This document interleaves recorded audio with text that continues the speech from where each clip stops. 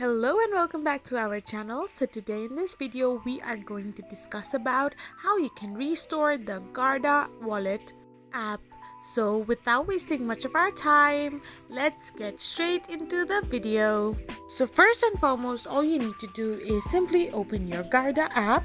So once you open it, you will end up in this kind of interface where you need to click on the restore wallet option. Now all you need to do is select one alternative to restore your wallet, and after you do it, simply enter the backup code, or you can also restore it from your files and type in the password.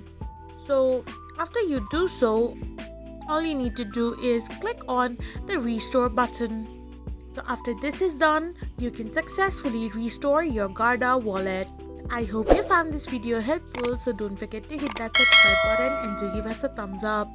We will be back again with these informative videos. Thank you for watching.